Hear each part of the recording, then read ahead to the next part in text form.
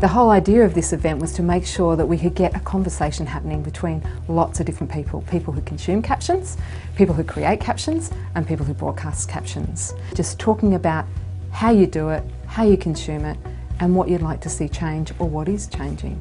There are many reasons why captioning is important in our society. Captioning gives viewers who are deaf or hearing impaired access to what is being said on a television program, whether it's a news report about a traffic incident in the local area, a punchline in a television comedy, or colour commentary in a sports broadcast. We caption around 14,000 hours of television every year. Able chooses programs based on a number of things. Firstly, time slot. So we focus on prime time when the most people are watching. We also have a look at viewer priorities. So we regularly ask viewers for feedback about the kind of programs they would like to see captioned. And also suitability.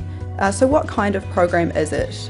Can we buy an overseas file for the program? What's the turnaround like on the program? Is there actually enough time for it to be captioned in advance of going to air? We provide 200,000 hours of captioning every year, and 80,000 of those hours are live captions.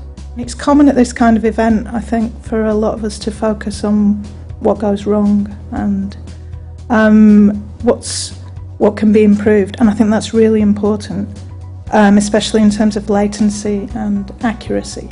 But it also, when you're climbing a hill, I think it's sometimes good to stop and turn around and see how far you've come. And I do think that in countries like Australia and New Zealand, the US, the UK and Europe, we really have come a long way and made a difference in people's lives. My interest is ensuring that the words that are on the screen are accurate, they're timely and they're comprehensible.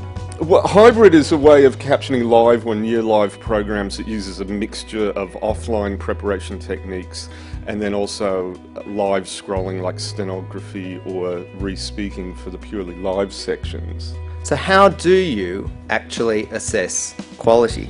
So ultimately this is cooperation between broadcaster, provider and auditor that allows us to prepare these results and to present them with confidence to the public. SBS as a special broadcasting service has a number of things that are special. One of them is that we don't have much money. So over the years we've learned how to maximize the output and benefits with the limited funding we have, and in this particular case for closed captioning. To achieve that, the best possible approach that we have worked out is to treat each case or series or program individually and come up with individual solution. Well, the first thing is that live delay will never be eliminated. You can't have instantaneous translation of what people are saying. So we're going to have to deal with that. One of the players who's been around 25 years said, we need more forums like this. We don't have many opportunities to come together and just chat. It's usually very focused about a problem, something that needs a solution, or just with the same group of people coming together, sharing the same skills. So what was really special about today was there were people there who knew nothing about how captions were created, and they learnt an enormous amount. Well, I've learnt a lot about the technology which is behind the presentation of captions, the work of the person doing the captioning, how quick they must be with their hearing and their manual dexterity with the typing. The fact that it was captioned in another country does not mean that the tape or the file that we get has those captions on it. We buy a program and that's all we buy. I'd just add to that, we have, as I said, probably 98% of our content is live. But there are a handful of programs, news programs that we get in from our affiliates in the States, and a couple of those are captioned, but because their equipment and everything is completely different to ours, even though they're happy to supply us with the files, we actually can't. It just comes out as gobbledygook, so we can't use it. But I'm totally dependent on captioning, and I've just been grateful ever since I started to lose my hearing. I've been very grateful that it's there, and I haven't looked at it very critically. It doesn't happen very often, but occasionally it is quite impossible to understand what the sentence is about. And sometimes the words are quite nonsensical for someone like me who needs captions all the time. They've improved, and it's always a pleasure for me to put on the television, put my switch on for the captions and sit back and know I'm going to understand what's going to be presented to me. I think it just opens up the discussion that we haven't had before. One of the things is you never actually speak to the public. You don't hear from them. So in a way, hopefully this will give you a chance to get people together and then go into improving the service for the long term. The biggest tip I could give was the importance of consultation with consumers in terms of getting their perspective on captions and including them in the assessment of captions. I know myself personally, I can see the improvements that have happened, particularly with sporting programs. You know, for the first time we really have access to the commentators and what they're saying and that background information, which we've never really had before.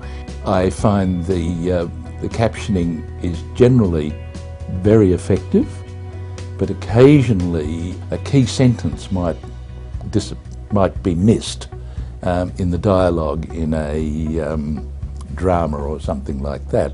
They do 2 episodes on the one day, and they will do a live caption on the day they did the filming, and then the next week's episode will be offline, block captioning. And it was incredibly hard to watch that in a live format. I really would have liked the captioning service providers to go that extra step, and whether it was just, I don't know how long between the taping to when they went to air, but I really couldn't watch it when it was live. That program was just 5, 6, 7, 8 seconds behind what was on screen, and it just changed over from film clips to like discussion, and I would not watch it. So you've lost a viewer there, potentially. I think what I tried to say earlier was we always remember the bad times and not the good times. Technology is getting better. Everything on Netflix is captioned perfectly. It's in the format I want, and just I know it's not live, but just that's where I'm headed. I'm headed where the programming's going with the captions I need. So maybe that's something to take into consideration as well. But just there is a gap there. Just I know Paul talks about the good times, and just it is a lot better. I'm happy to admit that. And I love Paul's presentation, but just I guess I just want a bit more. It is interesting if you just think about the scale of when you talk about these things. So you think about a program that's on Netflix that might be being seen by, you know, tens of millions of people. So the cost per person of the captions that go into that, you know, are very, very small. And then we're trying to keep up with that here in a very small market. And you've got channels like, you know, us and Fox Sports, certain times of the day, you know, we're talking about only thousands of people watching us, and so the cost of captioning that program still costs the same. I mean, it's not an excuse, it's certainly not an excuse for not doing it, because we all understand the importance of it, but just if you're thinking about the scale and why can't we just easily, you know, do all of this stuff all the time, you know, Netflix is a very, very different proposition to, you know, Sky News at 12 o'clock at night when there's, you know, sometimes handfuls of people watching. Obviously technology, where it allows you to cut corners and still create great product, that's where the really exciting innovation comes, where you can still work within constrained budgets. The first thing I'd like to say about the future is I'd like to see more things like this in the future, and one of my predictions is there are going to be more things like this where we actually get all these different people together and actually start talking about things, because I think, as somebody who's been in this industry for coming up to 20 years, that this is the first time I've actually seen people talking a lot more openly about issues and being prepared to admit there are mistakes and that there are things that they can't deal with and that they're hoping there's different solutions, and that's actually being dealt with and engaged with, whereas in the past it was always kind of a very much block it off, don't admit anything kind of approach. So let's see more of these things in the future.